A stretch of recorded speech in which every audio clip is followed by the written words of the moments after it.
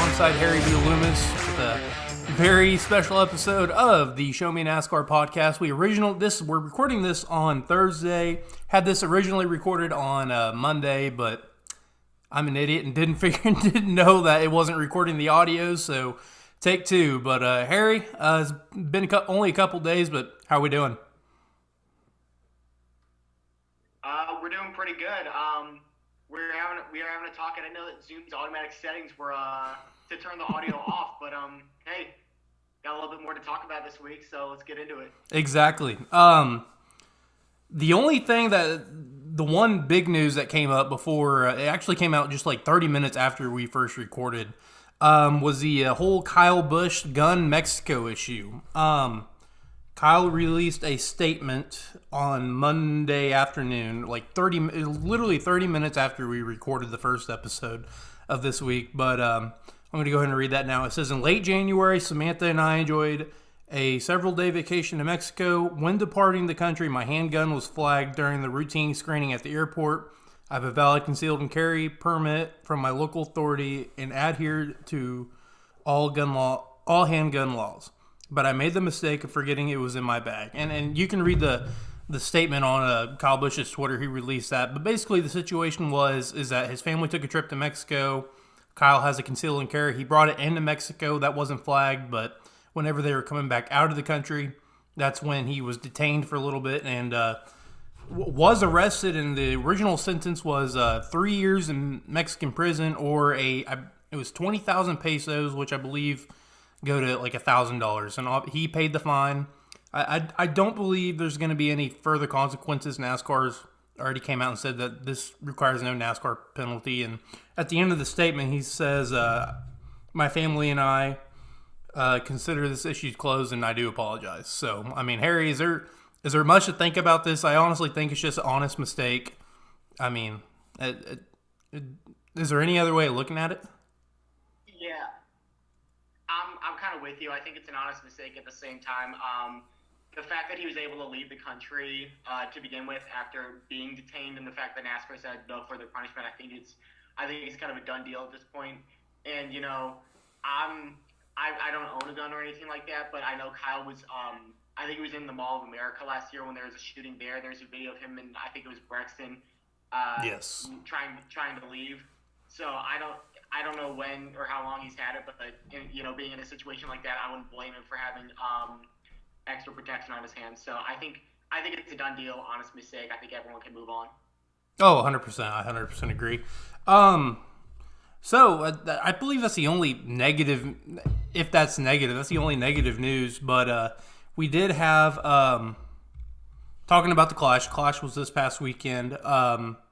Harry, what did you think of it? I mean, it's second year of doing it. I think it was much of a better showing than it was the first year, and I think there's a lot of reasons why there was only 5 cautions in the first year due to the supply chain issues and whatnot. But this year we saw 16 cautions. Martin Truex Jr. getting his first win in the Clash and first since 2021, I believe, at Richmond. But yeah, what were your takeaways? I thought it was a fun race, kind of like you said.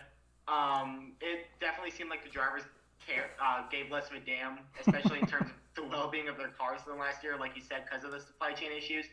And also, we're a year into the short track package. It was off to a really bad start last year, and the Clash was kind of an example of that. We saw much better racing this year. We were able to see some passes for the leads and side-by-side racing and everything like that. It did get a little out of hand during that second stage just because there were so many cautions and just so many spins. You can go 3-4 laps without someone turning around. But that event's just kind of meant to be kind of low-key, kind of just relaxed and fun and put on a good show for the fans, and I think it did that. I think that for what the Clash was supposed to be, they did a very good job with it. Oh, I agree. I mean, I think kind of like what you were saying, I think this year's showing was a step up from last year. And last year's wasn't that bad either. I mean, it wasn't that bad with the lack of cautions. It was decent racing, but this year it was good and I liked it. But some other news coming out of this weekend, we also learned that Auto Club Speedway will not be hosting a race in 2024 due to they're reconfiguring. They're going to go to a hybrid Martinsville Bristol short track type of configuration. So there was some rumbles that possibly that NASCAR is going to use this Clash as a points paying race next year, and I remember in that first episode we recorded, we we both disagreed on that. But yeah, tell us why you disagree and why you think it's a bad idea. Yeah, I think for two main reasons. For one, you're not going to get the same show. Like that race was special because it didn't matter and drivers could just go out and have fun, beat and bang without any repercussions. And for two, you don't need gimmick type of races in a points paying race in the Cup Series. You know, if you want to have an actual race, go to a track that's going to give you an actual race.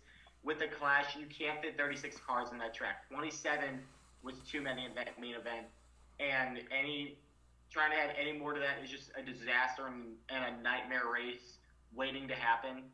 And I don't think that the risk is going to be worth it. I don't think you're going to get the same type of crowd because you're not going to be able to have the same type of event at the Coliseum.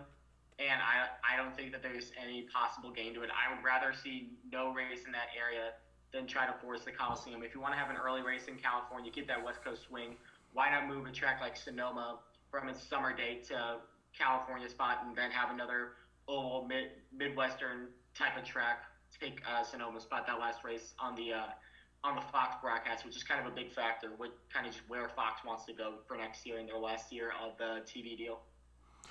Yeah, I mean, I believe it was Dustin Long who I've talked to in the media center before at Kansas and whatnot. He was talking to Joey Logano, and he asked Joey what his thoughts were if they moved this to a points paying race, and his thoughts were no, hell no, that this would be you can't have 40 cars out there. And I mean, I've heard some scenarios where you could do heat racing, and if you don't make the main event, then you get that points, you get that finishing order, and you get that amount of points. But yeah, no, I think you could almost. Kind of like what you're saying. There's Irwindale out there. There's Kern County, I believe. There's another racetrack out there. Granted, not in the L.A. downtown area like the L.A. Coliseum is, but you could almost spend as much money, if not less, just moving temporary grandstands in there than you would having to repave and rebuild this Coliseum racetrack. I mean, and I believe Irwindale would put on a heck of a show.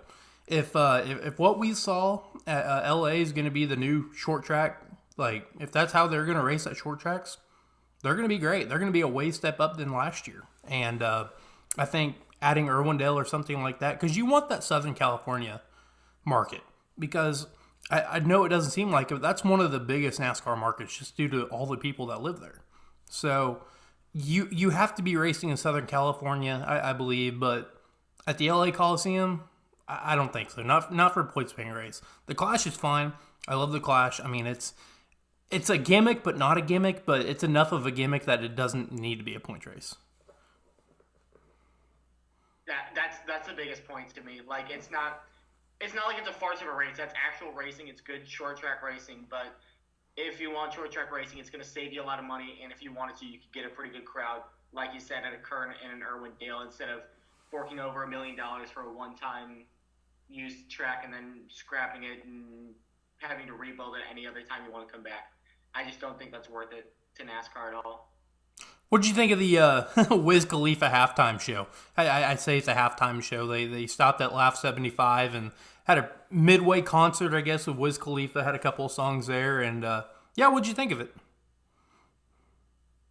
You know, I'm personally like crowds or concerts at races have never really meant that much to me. If you like my fan experience as a race fan has never been impacted by whether or not we get someone performing before the race or not. Like I think I told you we were at Kansas last year. Craig Morgan saying before the race, we were busy doing stuff. We weren't sitting there watching a concert or anything like that. So it sounded good, like on his ambiance. But you know, for the fan experience, I think it's depending on where the market is. You know, for California, that country vibe isn't going to work. So I think it's good to get a pretty well-known rapper like Wiz Khalifa, and he put on a good show. You know, I know we saw the video. Jeff Gluck was loving in the media center and everything like that.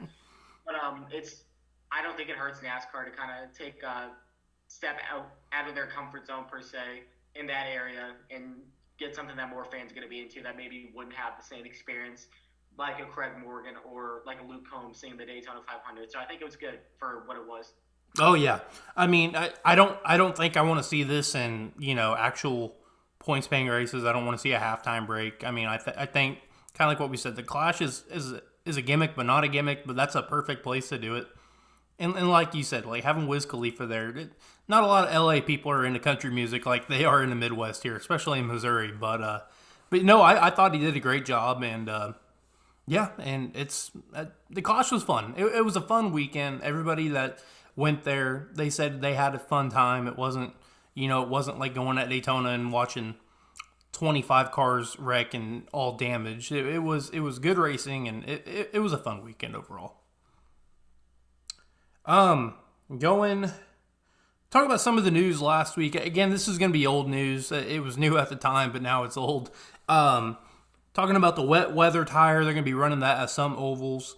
I believe Phoenix, LA Clash was going to be one. North Wilkesboro. Some of these smaller, Richmond's going to be one. I believe that's the biggest one, or at least the one with the most banking. They're going to be running wet weather tires there if it does happen to rain, kind of speed up the rain delay process.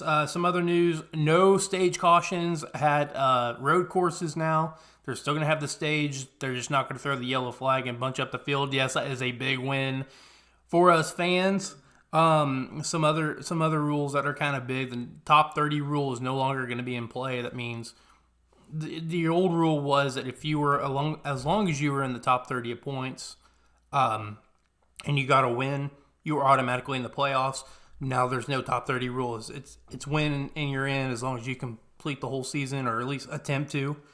And the Hail Melon move, the amazing Ross Chastain move that he pulled at Martinsville last fall to get into the playoffs, the Final Four, no longer going to be allowed. They're going to issue a time penalty of that. The rules don't bother me as much. I don't have any that are like, what are you doing, NASCAR? All of them I agree with, but that stage caution one, that's one that's been needed for a long time now. Yeah, the stage caution is. I think I told you last show that's the best rule change I've seen in a long time as a NASCAR fan. I think it's, by all accounts, the right thing to do to keep road course races, to keep the strategy that we used to have years ago, to where you can be up front on lap 30 and lap 60 and lap 110, or if the cautions don't fly, it doesn't screw up your strategy knowing that you're going to get certain cautions at this point in time. It's a race. You don't know what's going to happen. You got to be able to adjust on the fly. So I think that's a great call. And as for the one I've probably had the biggest issue with is the top 30 rule going away. Part of me understands it because there's 32 full-time drivers, so it doesn't really make too much of a difference. I think 31 and 32. My guess would have been guys like, Corey LaJoie and Cody Ware. I don't see either of them winning next year to begin with, so I don't think it's going to make too much of a difference. But I think we should be making it harder to get into the playoffs instead of easier. Like, I think if I was going to make the rule personally, it would be you have to be in the top 25, not the top 30. I would be saying 26 through 30. It shouldn't be easier for you. It should be harder. You have to, kind of get up to where you're supposed to be and score wins. So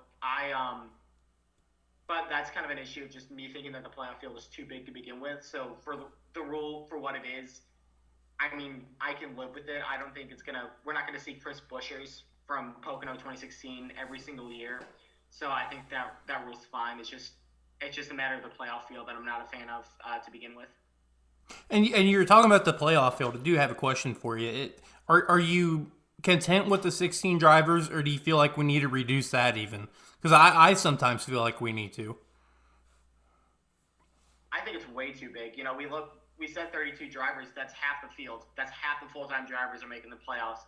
I don't think we should be able to have everyone race every single week, and then with 10 races to go, still say that there's half the field mathematically eligible for the championship. Consistency should matter a little bit more, and it shouldn't just be banking it off one race win. So I think in my opinion, I liked the two formats before, and I liked the top 10, top 12 in points. And honestly, if you wanted to have a win and you're in where wins matter, the wild card format wasn't that bad. Mm-hmm. it was small, which is the best thing about it. 12 drivers would make a huge difference, and those last couple races would be way bigger because you're talking about way bigger drivers year in and year out, possibly missing out on a playoff spot.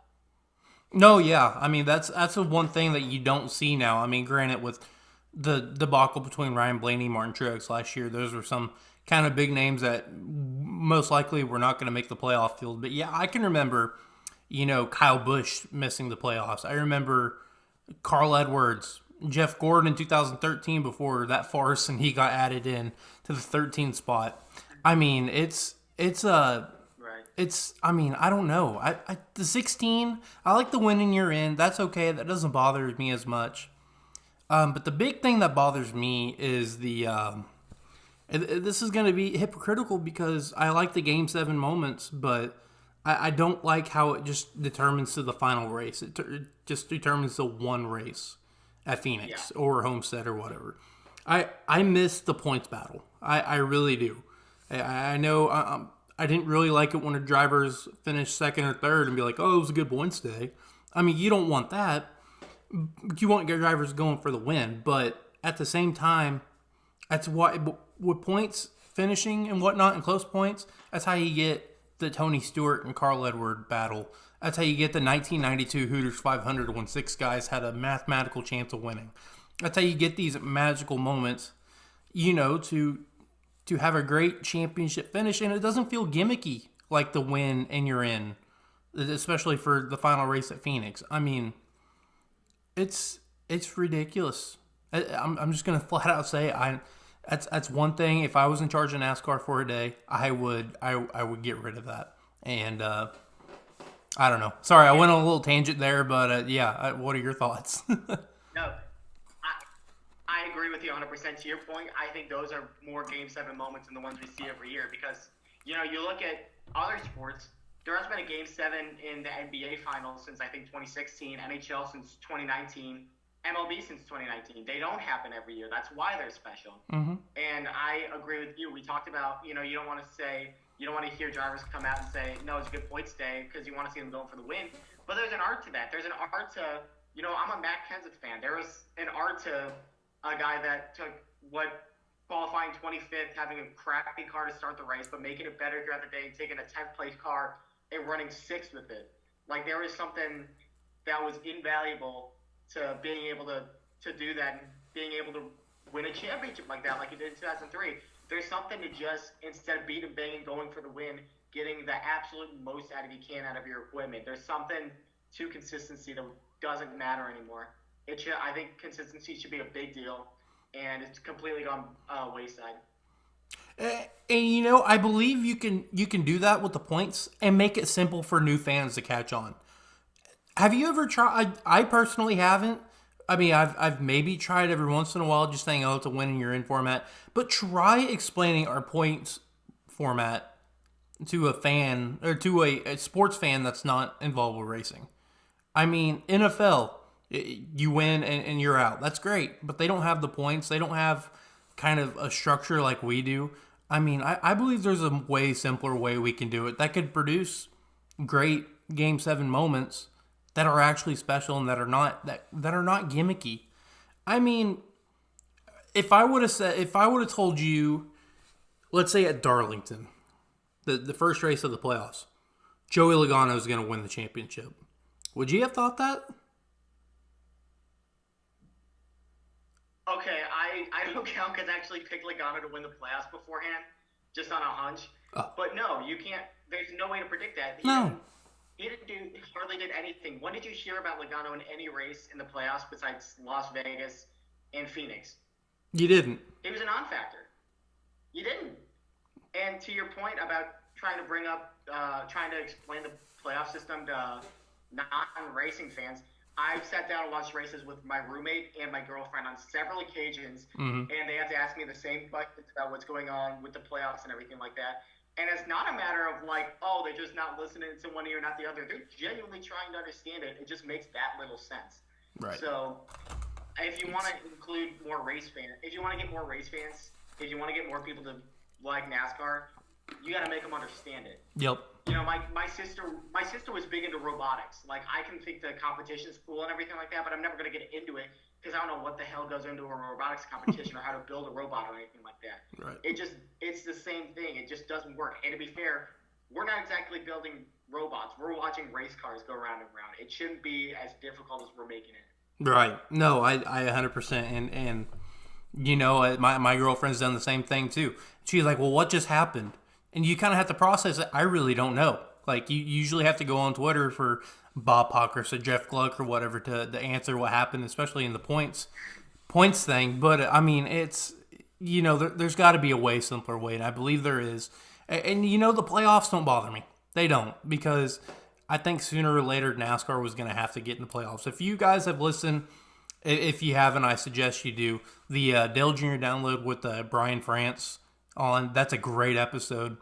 But he talks about how NASCAR was feeling pressured by these TV companies, Fox and NBC, for not having a Game 7 moment. And that was right after your favorite driver, Matt Kenseth, led the whole championship standings all year and only won one race and did that. I understand that.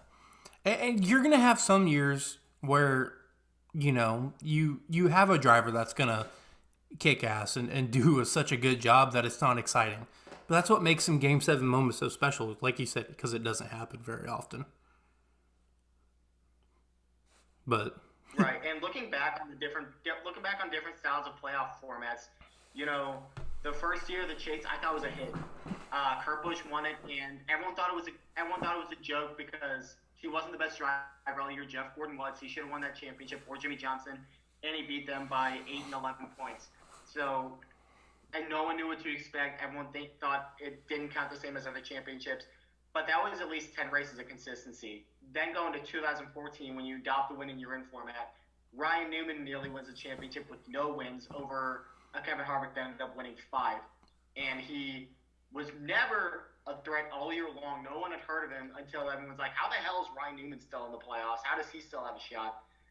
If you're telling me that these two are equal, I don't believe you one bit. I think there's something a lot more special to at least getting 10 races of being the best driver. I thought the first playoff system honestly was a hit. Right. I thought it was, for what you had to make it, I thought NASCAR did a fantastic job because most of the time you're seeing the same driver step up to the challenge.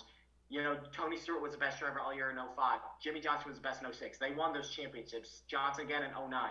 Like, every year, the guy, maybe the absolute top driver didn't win every year, but those top guys were always the ones duking it out for the championship. You never had to deal with someone that wasn't deserving. As great as Tony Stewart was, it wasn't on the same level as either of his other championships or even some of Jimmy Johnson's just because he had been that bad for that long that year. And you mentioned you picked Logano, but it was on a hunch because you didn't know.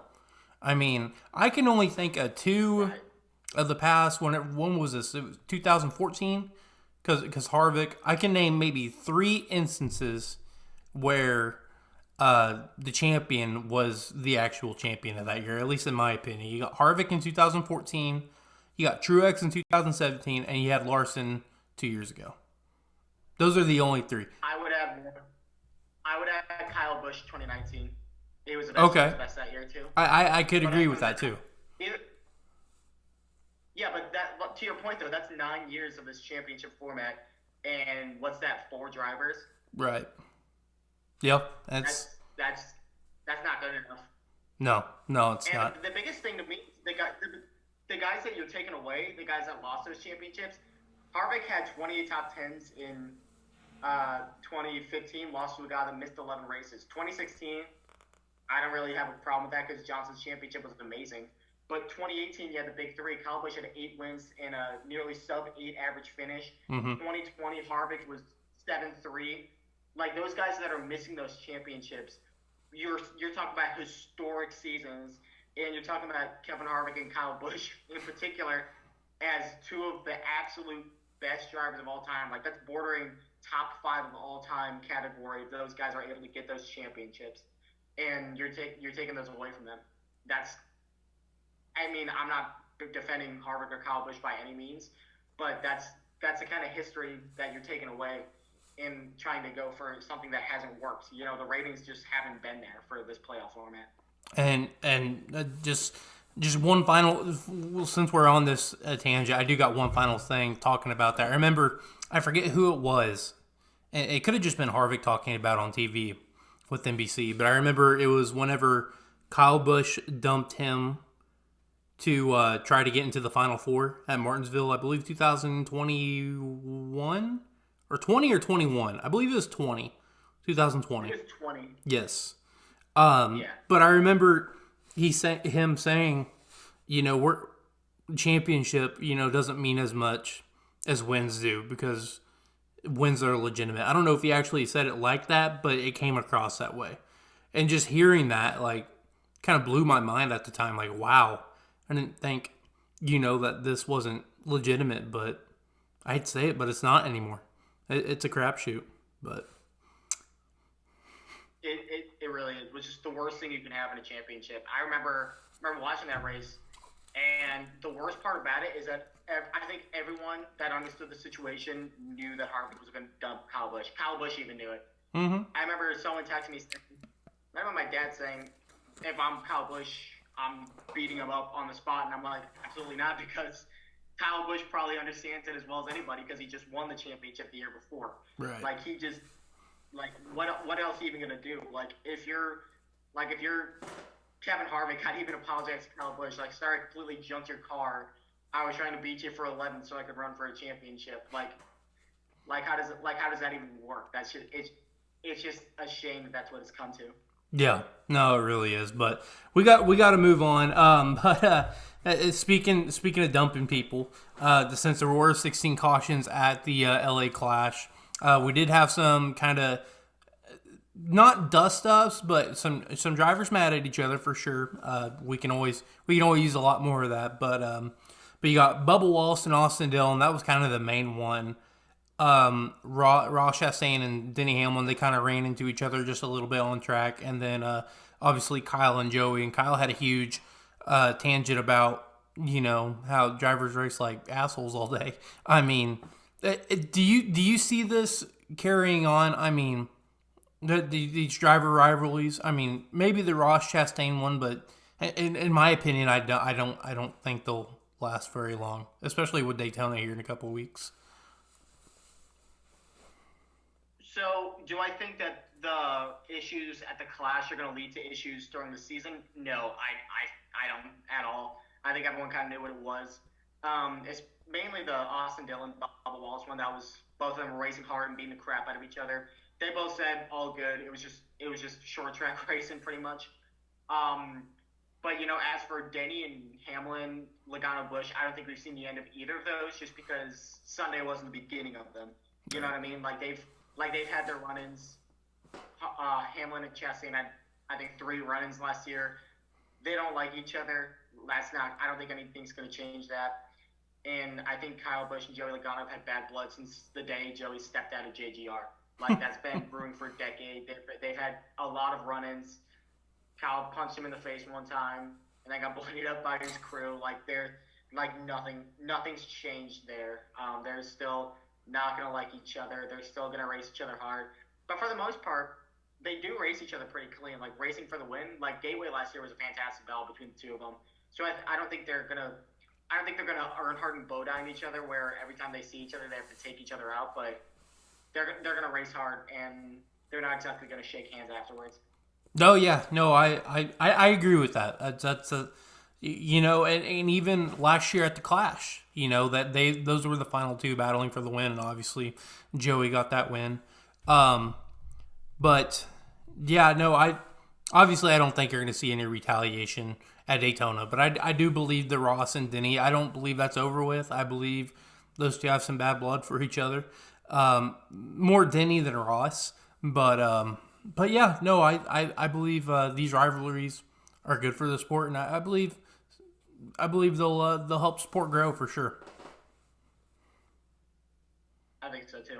Yeah, I think it's good marketing. It's good marketing product for one thing. Seeing all those spins and everything like that, and everyone angry at each other. That's good. That's good for promoting a race. I'll give them that. So yeah, Who knows? We're still going to see the Hail Melon on TV and promos, even though it's banned. So And don't you think who that's knows where it's hypocritical going of to NASCAR banning that, and then they're going to be showing it on TV promos all year? I mean, that's kind of isn't that hilarious? That reminds me of IndyCar and the Laguna Seca incident. I don't believe I don't know who it was, but I'm sure you've seen it of them two going through that corkscrew at Laguna Seca, and they're just bumping and banging, going off course, passing each other and whatnot. And then they banned that or whatever. They said driver or like track limits and whatnot. Isn't that a little hypocritical that they're going to be showing the Hail Melon, one of the greatest moves in NASCAR, and they ban it? I mean, that's a little irony for me. you know, for Yeah, I think it's funny. That one I don't have as much of a problem with because it was like literally the greatest move I've ever seen. Hmm. But you had to do something. Like you can't try to sell a sport where they're doing crap like that every single week. Oh So yeah, for a no. one-time thing, I thought it was spectacular. If it's a deal where a driver like gets penalized, like the one that obviously bothers me is when they keep showing the Kensington Logano incident in Martinsville. That one gets under my skin because I didn't like the way that whole situation was handled. Brian France basically praising Logano for spinning him out and everything like that. Like that was a rough month for me. I'll just put it that way. That one got pretty bad. But for something like what Ross did, I think that's you'd be a fool not to use that in your promos. I think that's fine. Yeah, I mean and I have no problem banning the move at all. I mean, it's because someone was going to try it later on in the year, whether it was actually at Martinsville or some other track or whatnot that has that wherever your slowest speeds in the corner there, in the middle of the corner. But yeah, no, I just think it's going to be a little ironic that hey, you're not allowed to do this move, but look how cool it looks on TV. But Right. yeah. No, yeah, it was really cool on TV, but you can't do that every week by any Oh means. no, no. I mean, someone's gonna get hurt. I mean, it was lucky that Ross didn't get hurt because then, if you look on the onboard camera, that it, it wouldn't be that hard of a hit for a next gen car or Gen 6 car. I'm sorry, but knowing what these next gen cars are and how rigid and how they don't move around pretty much. They're hard to break.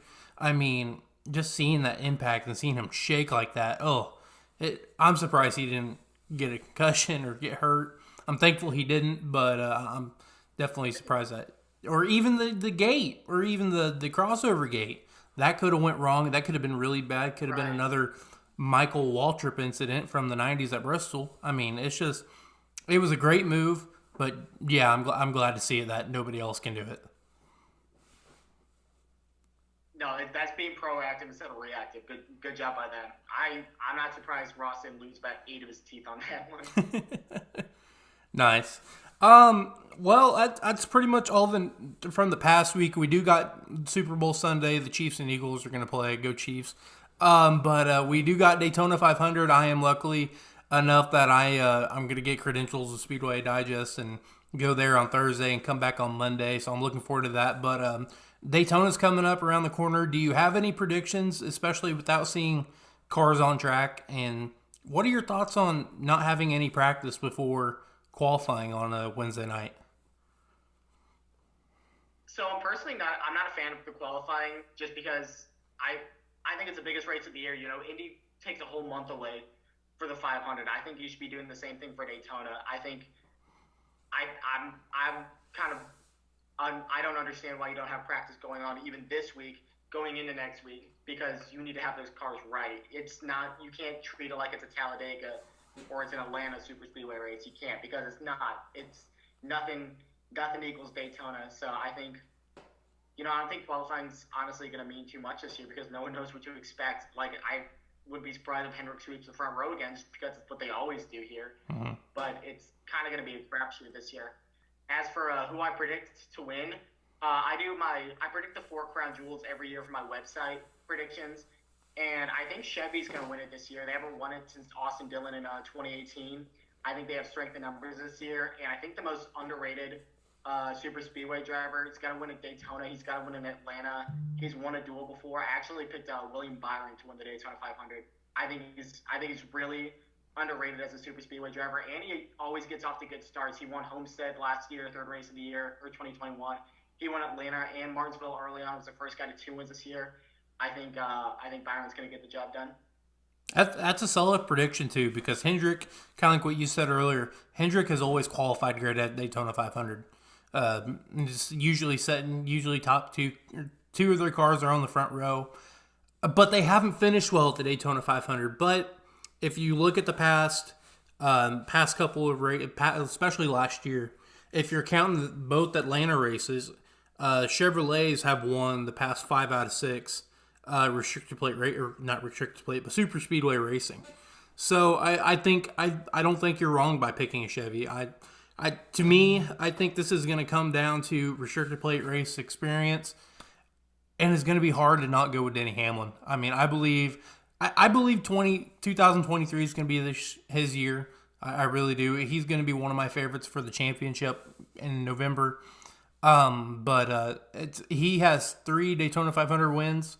I don't see why he can't make it 4 the speed weeks. Now, my answer could be wrong, and it most likely probably is wrong, but we'll definitely see at practice, because you got practice Thursday and Friday, and we'll definitely see how he flows and whatnot, and how everybody is going down there. But I'm excited for it, man. I've been to Daytona a couple times. The most recent was in 2021 as a fan. I went to the fall race there, or not fall, but summer race. But I've never been to the 500, and to be covering it for Speedway Digest, got to thank them for getting me credentials. Gonna be fun, and I'm looking forward to seeing Bob Hawkers, Jeff Gluck, all them media guys. Looking forward to seeing them, and hopefully I'll get to run in some of you fans. And if you see me at Daytona, make sure to say hi, and it's gonna be fun for sure. Yeah, that's a dream experience, man. I've never been to Daytona, never been to the 500 or anything like that. So to cover would be a dream come true. So you better cherish that, man. I'm pretty jealous of you. Oh no, yeah, dude. I'm already. I've got an Airbnb booked just about 20 minutes away from the track. My plan is we're gonna have an on-air production meeting right on the show with the 150 left in this Zoom meeting, but I think the plan is I would like to do a Zoom meeting like this and do a YouTube video while in Daytona, whether that'll be at the media center or in my Airbnb that Monday morning. I really don't know yet, but I plan on especially uploading some clips of driver interviews and whatnot, and hopefully we might be able to get somebody on this show. I don't know. That'd be great. Never know though. But I'm excited. I think this is going to be a fun trip, and who knows? We're going to have some good content with the Daytona 500 for the Show Me NASCAR podcast. Gonna be great. Can't wait to see what you do. Sounds good, man. Alrighty, guys. Thank you very much for listening to the show. Harry, do you got any final words? I don't really think so. I think I didn't expect to go on the tangent about the playoffs, but I'm glad we're pretty much on the same page. Yeah, no, I didn't expect that either. That was fun, though. Thank you guys for listening to another episode of the Show Me NASCAR podcast. Expect to see this on Friday, but yeah, thank you guys. Have a good one.